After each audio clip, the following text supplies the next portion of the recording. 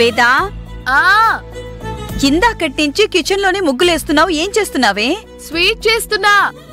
నన్ను డిస్టర్బ్ చేయకు. ఇది మాత్రం నీకు మీ పెద్దమ్మ పోలికే వచ్చిందే. ఆవిడ కూడా వంట చేసేటప్పుడు దృష్టంతా వంట మీదే పెడుతుంది. ఎవ్వరినీ మాట్లాడనివ్వదు. అమ్మా, 24 గంటలు ఆవిడ్ని తలుచుకోవడం తప్ప నీకేం వేరే పనుండదా? గొప్ప వాళ్లతో పోలిస్తే తప్పేం లేదే. ఆవిడ నీ గొప్పేమో, నాకు కాదు. ఎన్నిసార్లు చెప్పినా అంతే.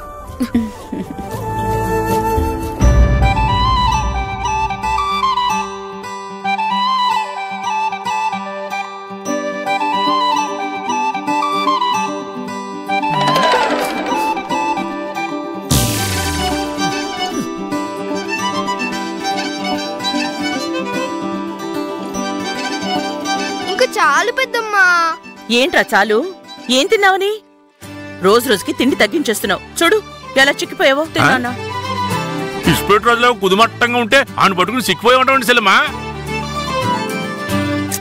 ఊరికే దిష్టి పెట్టకన్నయ్యా. నువ్వు తిన్నా మూసుకుంది.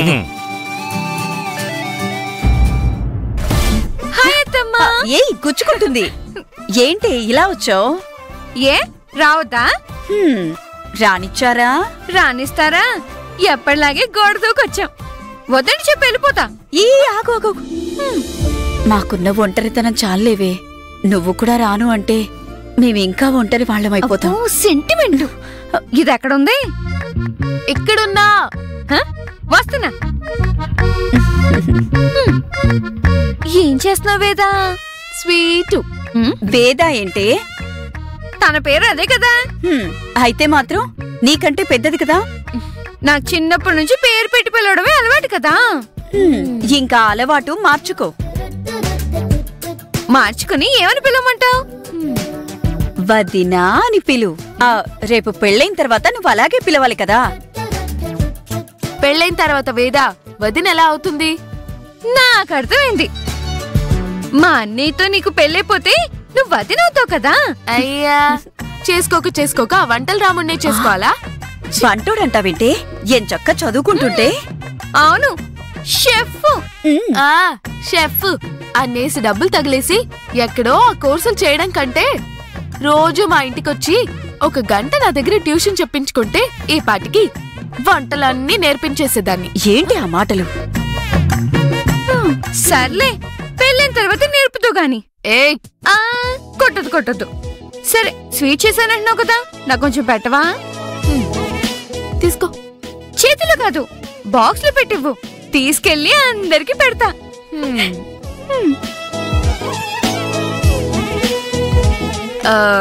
ఇంతకీ ఎప్పుడొస్తున్నాడంట అయ్యగారు? అబ్బా, వంటలు రాముడన్నావు, అలాంటి వాడిని చేసుకోవాలా అన్నావు. మరి ఇప్పుడు వాడి టాపిక్ నీకెందుకో? నిన్ను. అత్తయ్య చూసావా అత్తయ్య? అంత పెద్ద బిల్డప్ ఇచ్చి మా అన్నయ్య గురించి కూపిలాగుతుంది. అదేదో క్యాజువల్ గా అడిగిందే, అంతే కదా వేదా? మీరిద్దరూ ఓవర్ యాక్షన్ ఆపుతారా? దీనికన్నీ తెలిసిపోతాయే. సరే, ఆలస్యం అయితే మళ్ళీ అత్తకు తెలిసిపోతుంది. నేను ఈ స్వీట్ తీసుకెళ్లి ఇంట్లో అందరికి పెడతా, అత్త కూడా పెడతా. ఆగగు. ఆవిడ తింటున్నప్పుడు నాకొకసారి ఫోన్ చేయవే. ఎందుకే? ఆవిడిగా అన్నిట్లో ఆరితేరింది, వంటల్లో చేయి తిరిగింది అని గొప్పలు చెప్పుకుంటుంది కదా. నా చేతి వంట తిని ఏమంటుందో విందామని.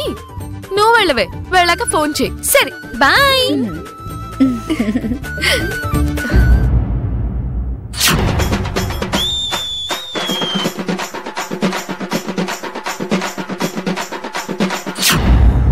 వయసుతో పాటు పద్ధతి కూడా మార్చుకోవాలి.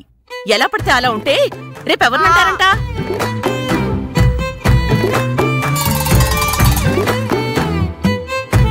పిల్లలకి తెలియకపోతే పెద్దవాళ్ళైనా చెప్పాలి. మాట్లాడరేంటి? అసలు నువ్వు ఏం మాట్లాడుతున్నావో, ఎవరి గురించి మాట్లాడుతున్నావో తెలియకుండా ఏం మాట్లాడమంటావు? తెలియకపోవడానికి ఇందులో ఏముంది? ఇందాక చూశారు కదా మీ కూతురి గారి వీధి బాగోతాం. అంటే పోటీలో గెలిచిన ఆనందంలో ఏంటి వెనకేసుకొస్తున్నారా? పోటీల్లో గెలిచొస్తే మగరాయిలాగా వీధిలో డాన్సులేస్తే చూసే వాళ్ళందరూ ఏమనుకుంటారు? మనోడు కూడా అదే స్టైల్లో ఎంట్రీ ఇచ్చాడుగా చెల్లమ్మా. వాడు మగపిల్లాడు, అది ఆడపిల్ల. ఇద్దరికి తేడా లేదు. ఏమత్తయ్య గారు? అవునన్నపూర్ణ, తేడా ఉందిగా. టాలెంట్ విషయంలో ఆడ మగ తేడా లేదని, ఇద్దరు సమానమని ఐ థింక్ గోడదాడు అప్పారావు గారు ఎప్పుడో చెప్పినట్టు నాకు గుర్తు.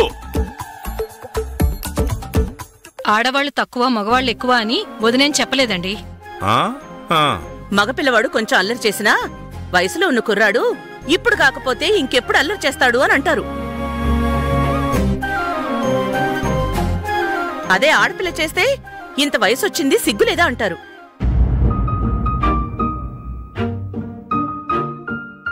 రేయ్ బబ్లు,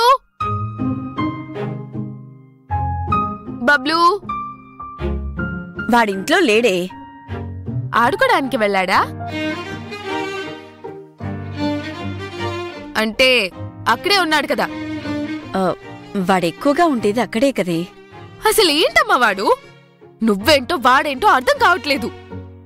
ఏమైందే? ఆవిడ ఎన్ని మాటలన్నా నువ్వు మౌనంగా ఉంటావు, అది అర్థం కాదు. వాడు చూస్తే మన ఇంట్లో కంటే ఆవిడ దగ్గరే ఎక్కువ ఉంటాడు. వాడికి బట్టలు కొంటుంది, అన్నం పెడుతుంది, మనల్ని మాత్రం ఎత్తి పడుస్తూ ఉంటుంది.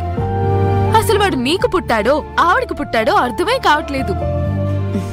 కన్నది నేనే అయినా వాడికి వాళ్ళ పెద్దమ్మంటేనే ఎక్కువ ఇష్టమే.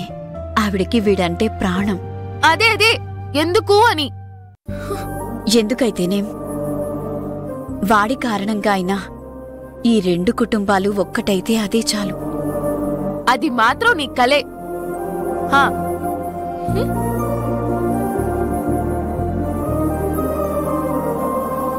వయసొచ్చిన పిల్ల రేపో మాపో పెళ్లి చేసుకుని అత్తారింటికి వెళ్లాల్సిన పిల్ల అక్కడ కూడా ఇలాగే ఉంటే దాన్నే అంటారు, మనల్నే అంటారు.